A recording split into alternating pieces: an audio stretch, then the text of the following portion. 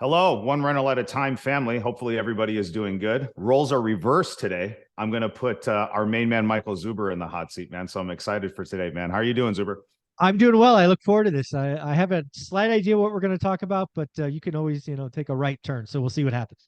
Absolutely. So today, man, I want to share a huge victory for you and the channel and just the community that you've worked so hard to build.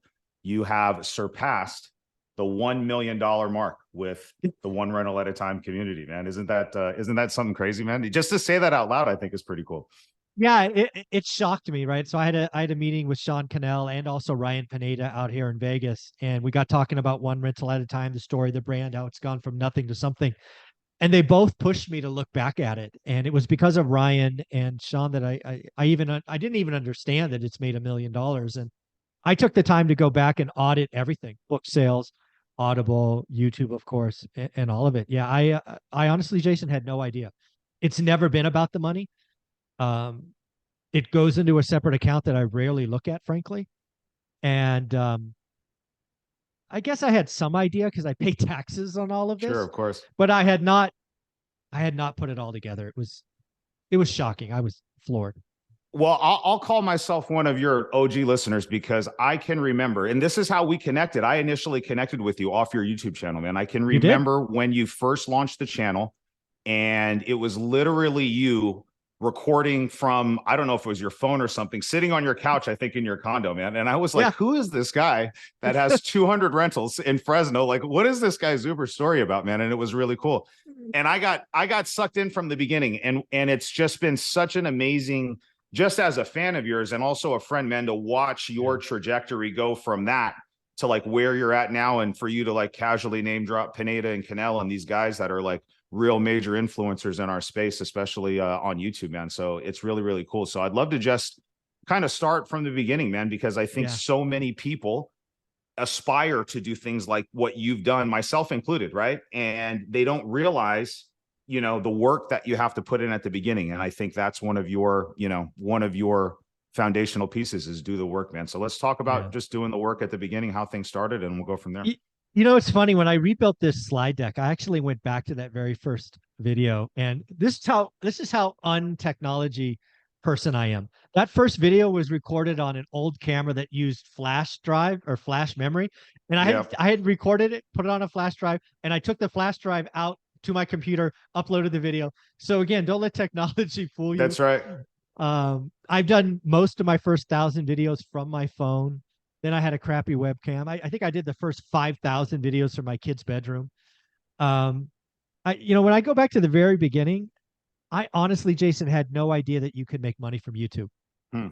I didn't even know I didn't know monetization was a thing. I didn't have social media before I started. Yeah. I had a dream, and I haven't said this in a while. I was trying to put something together that would live 50 years past my death. And I plan to live 50 more years. So we're talking about something that would to be a thing. So I think one of the first things I got right was betting on YouTube. Because again, everything I do, even to today, 5 years later, everything I put out is on YouTube. And now I'm lucky enough where I have the income where I could pay somebody to slice and dice and post elsewhere. Yeah. I don't do any of that. I think that's something that a lot of people get wrong is they go, I'm going to do this and that in this and that. I think in the beginning you've got to focus and, like you say, do the work. But what I want to do is I want to bring up this chart that I just think highlights how it just highlights both you can make $1 million or more, but I don't think people really understand. They romanticize the money. You ready for this? Yeah, but well, let's Yeah, unpack this really quick because I want please. the people to understand like the vision that you had at the beginning, because I think a lot of people get into, this social media space with the intent of trying to monetize their brand or whatever it is that they have. And I think you said something that's really important. And I think I want people to catch that is you were not interested in just monetizing something, right? Like you were just like, here, let me just share my journey. I want to help people that came Mhm. from my kind of background, my work experience, those types of things, and build something that lasts longer. And I think you need to have that type of thought process and mindset because you're going to be working for a very long time at the beginning and there's not going to be Yeah. any money kind of coming in, man. So I think Yeah, that's really I, cool. I I agree with that. And the other thing we should talk about is I see a lot of people get wrapped around the axle of what I call perfection. Hmm. Perfection's a myth. Yeah. You know, I have over 11,000 videos right now. Holy None of them, smokes, dude. Wow. none of them been edited. Like this conversation you and I have, I hit Zoom, record, we riff, I hit stop, I hit upload, I'm done. It's not that hard. Yeah. I Yeah. think a lot of people get lost in the sexy, the in and the out music, the this, the that, the yeah. I mean, if you're gonna That's just good really advice for somebody like me too, dude, because I get caught up in that. And that's a big reason why I think I haven't moved at the pace that I want to move with stuff like this, because I'm willing to commit and take action first more than most people. But I even sure, still get caught up because it's like, hey, I really want it to look polished and perfect and things like that. it's the And I think I need content. to take a page out of your playbook and just run with it. I mean, just for example, right? We're gonna have 3 different conversations. They're gonna average 12 to 16 minutes. Mm-hmm. So let's just say it's 50 minutes. I'll have 3 pieces of content scheduled at 1 p.m., 3 p.m., 5 p.m., where most people are stuck on the first video, and I'm out Yeah. the door.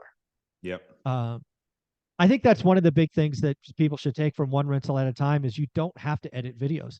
If you come from this as value and you have people that, you know, I think the other big thing, this is a big takeaway for me, because I always tell people, I don't care what your hobby is, you've got to have a passion. All you got to do is find 3 or 4 other people that are willing to talk to you once a week, and you've got 3 videos times as many people. That's Like right. you and I talk every other Sunday. I know Jason and I have 6 videos a month. Pretty cool. Most And people can't do that. the thing that's so powerful about the blueprint that you just laid out right now is you're going to do this basically every day this week. So while somebody like me may struggle to put out 2 or 3 pieces of content, right? You're doing 2 to 3 a day. So just think about how many reps that you are getting in just by staying consistent and not letting perfection get in the way, man. So yeah, really good learning lesson. I know we're going to talk more about launching a YouTube channel, but yeah, no, it's you can see it in the work that you've done, man. Yeah, so you got to focus on value. And the really other thing about value translating to dollars is everything that is monetized for me came because of giving it away for free. And then it became a time problem, right? A value exchange problem, right? Even my book, right? One rental at a time, it went out for free as a PDF. You know what the real problem with free is, Jason? Nobody read it. There's no commitment. Yeah. People, they don't put any value on it. Nope. Now it's $15 on Amazon paperback. I think $24 hard copy. Thousands of copies. I've made 100 grand because of that book. That's right. Just the book. Yeah. It's wild to think about. So I want to put all this in context. We're going to look at a pretty graph. Again, I have a 30-minute video going down all of this, but we're really going to focus on the graph and then the lessons learned, because again, I think it's all here for you. So I should be able to expand this. Yeah. So this is kind of how it all ties together, Jason. I launched YouTube March 17th, 2018 from my couch. You correctly referenced the very first video. That's right. I don't monetize. Look at this. It doesn't monetize until February 12th. So that's roughly 1 year to monetization. You weren't necessarily bringing the big bucks in, it looks like, after a year either, dude. Yeah. No, there's nothing here. There's nothing. So the $400 was a couple of book sales and some YouTube revenue, but very little. After a year, 750 videos, folks. Don't come to me saying I've done 10 videos and I'm not monetized yet. I won't even dignify that with a response. 750 videos. Nothing. Crazy. So what was going through your head that first kind of initial 12 months? Was there any doubt, or like, were you wavering at all? No, I could already see the fruit. I mean, again, my goal wasn't the money. My goal was getting feedback from watchers saying you're making a difference. You're educating me. You're there. I didn't even find my voice until like 2020. If you go back and watch the first year and a half of my videos, I was trying all kinds of things. I was like, hey, let's go look at small business. Let's try this. Let's try that. That's why if you look at my playlist, there's all kinds of playlists because I tried everything. I didn't find my voice. Was it the engagement from the followers and the people that were turning in that gave you the motivation to kind of keep just pushing forward? Yeah. And again, something that's unique to me, you know, I often jokingly call myself a hammer or admit that I'm broken. I have never worried about yesterday. I'm always excited about tomorrow. So the fact that I got to February 12th making no money didn't even register. It didn't even freaking register. I was like, dude, I'm getting, you know, in the beginning, it was like, I'm getting 2 notes a week. about this stuff's working. And that was enough, Yeah. fuel to keep going. I love Now it. it's 2 a day, right? Yeah. Some days 3, 4 a day. But yeah, even in February, again, I didn't even know this stuff. Like, this is a year later, I made $500 and I spent probably 12 grand, Yeah. probably, right? I finally got a better camera and all this other stuff, but it was always about the value. I never lost that vision of having something that outlasted me by 50 years. And, I stumbled, I did some things that didn't work, but I was always excited about tomorrow. And then it looks like you had a pretty, I mean, after from year 1 to year 2, and then yearly after that, it looks like then we start to get some traction. So what happens from March of 2019 to that December window? So let's take a look. I think this will be it. Yeah. So again, this is all in the PowerPoint. So this is 2020. This is when I found my voice. So first thing and foremost, I started launching this weekly millionaire series, which you are a part of. And oh, by the way, I need your bio and book recommendation so I can add you to the website. Got it. Yep. But this is launched with Anna Kelly, and they followed. This is huge for me. One rental at a time is not me in front of a camera. It's now 10, 11, 12 millionaires every week talking about what they're doing today. We are not pontificating, Jason. You and I are talking about business. In video number 3, we're going to talk about your Airbnb business. Is it a total catastrophe or a wild surprise? We're just going to get into it. I started doing the daily financial news, which is now like probably the thing I'm best known for. I did it every day for over 2.5 years. Now I do it 5 days a week live, just so I can, have a more balanced life. Yeah. I got the book on Audible for another revenue stream. I created a private Facebook group. This was amazing. I have a private Facebook group, which I believe you're in, that's got thousands of members who are doing the work and celebrating each other.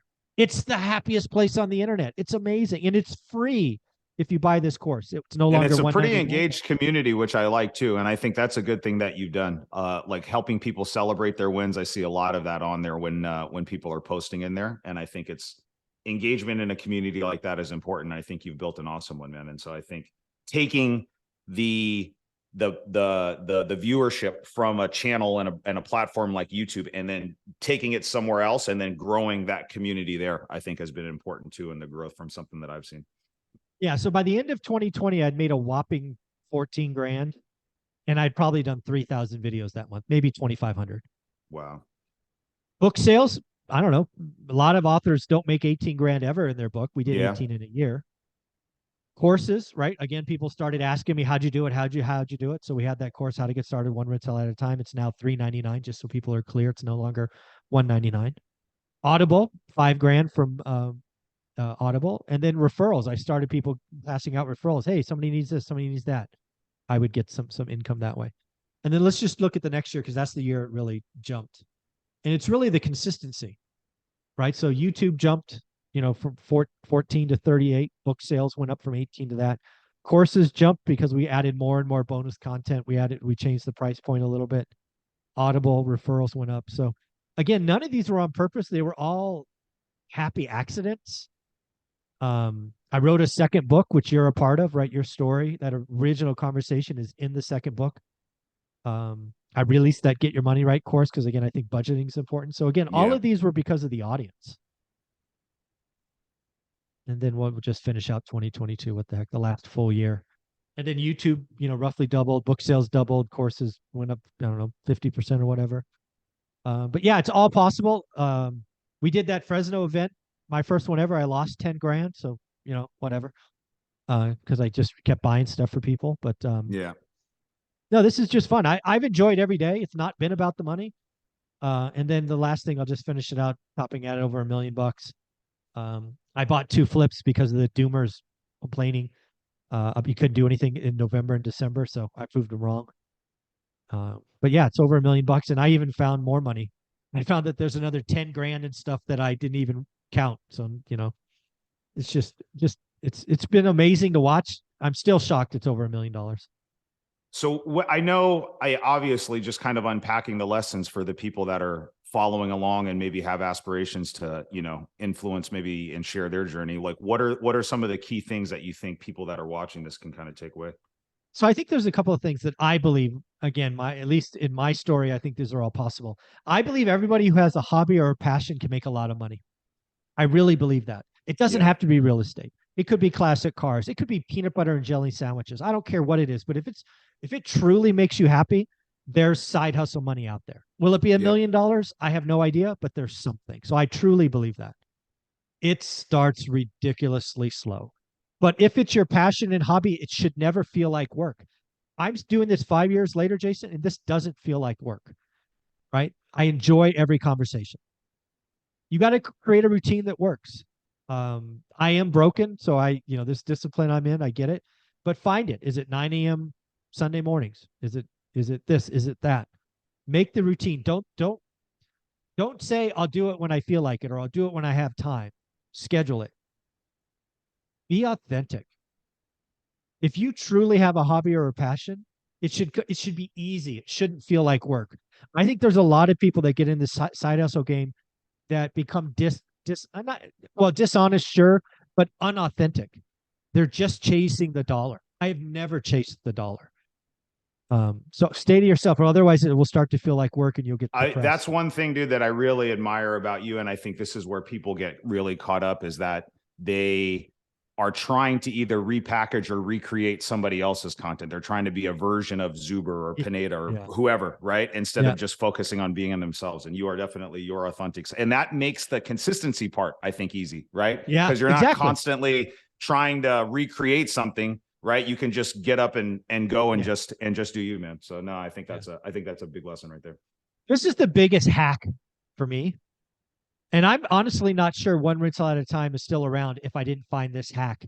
And that is, go find like-minded individuals that you can make content together.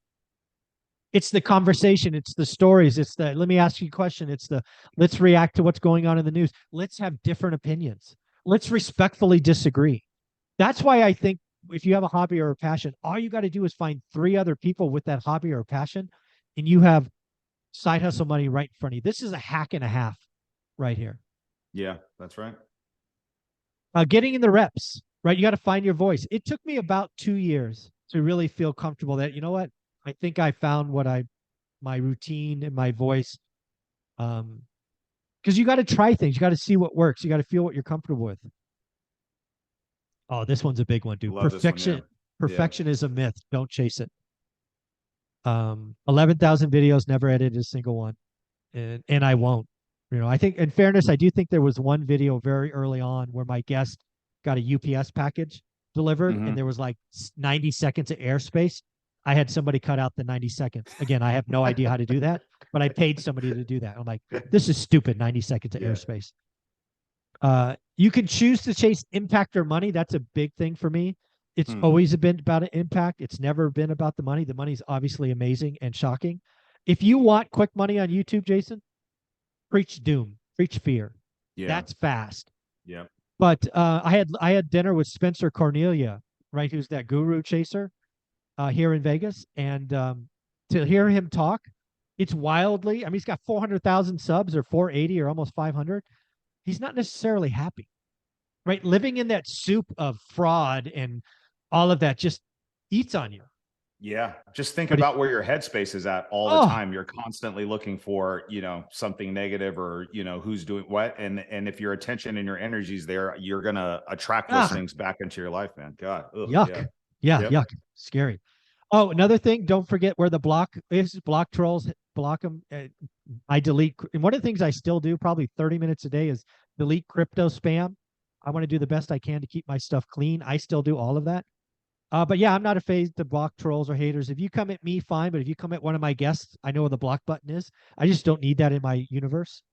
How's that been dealing with that? Like, I know, do you engage with people at all, or is it just an instant block? Like, has it been struggling? Like, because I know your heart is in the right place, right? Yeah. And sometimes I struggle with this, right? So it's like, man, my intent is always good.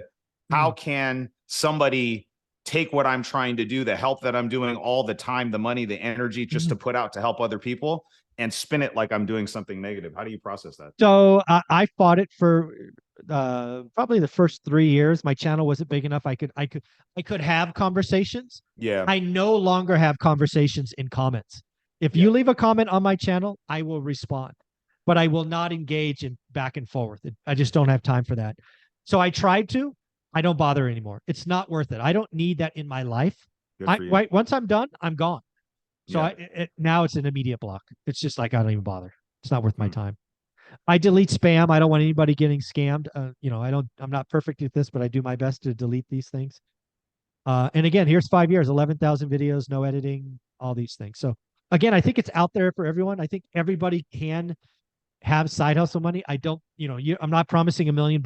I never said it was. This is just my story. But it never feels like work. Find like-minded friends. Perfection's a myth.